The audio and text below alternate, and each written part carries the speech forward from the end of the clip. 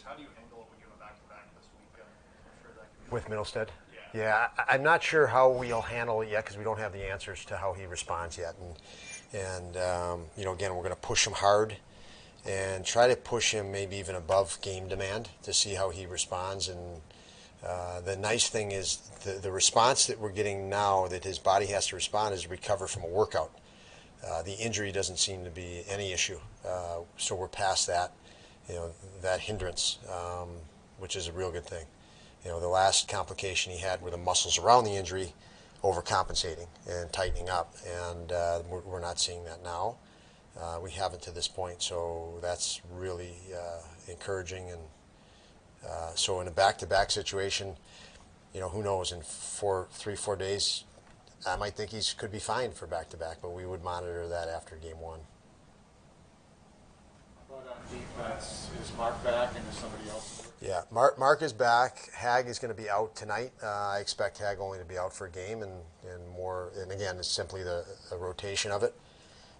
We have liked Fitzgerald. We've liked Fitzgerald and Samuelson together.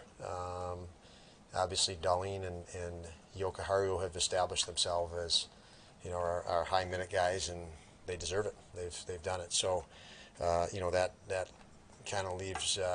Bryson had been out. We needed to get him back in. And Pizik was the guy out the other night, and it'll be Hag tonight. Having been around Mark for 5-6 months, how have you seen just his, he's an easygoing guy. How have you seen that kind of take its effect in the room?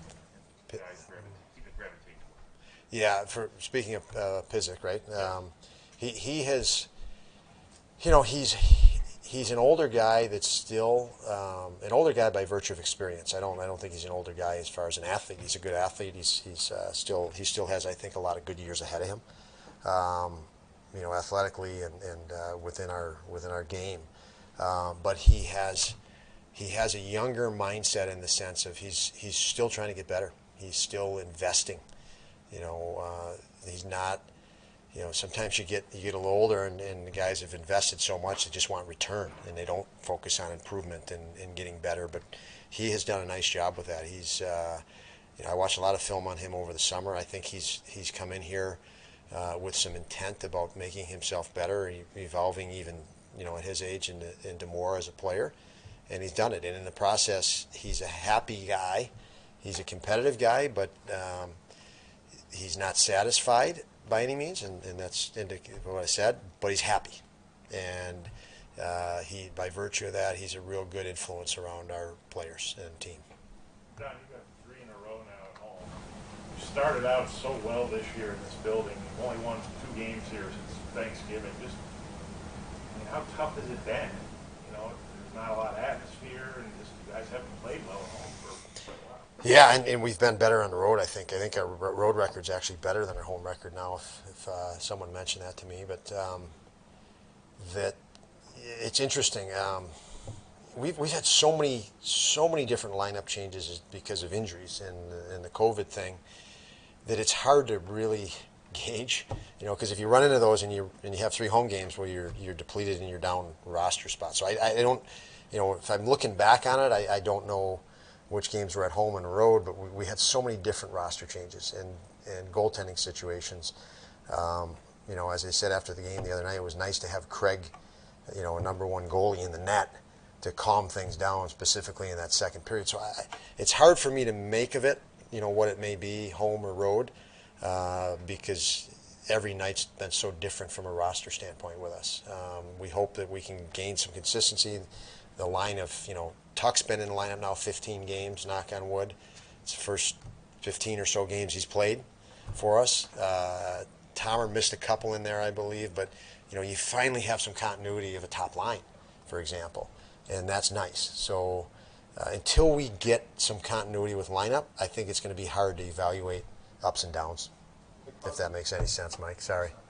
Yeah, go ahead. Because it's line, Krebs and Olsen, are you kind of excited to see maybe the potential they could have once they start getting used to each other and start maybe trying to develop a chemistry? I am, and the lines will stay the same today, and it's been very hard to keep lines the same. And when you don't, because of the injuries and illnesses the whole year, when you can't keep them the same, for example, I'm going to go do a video session with the 3 of them right now. watch a few clips from last game and give them a few ideas for today.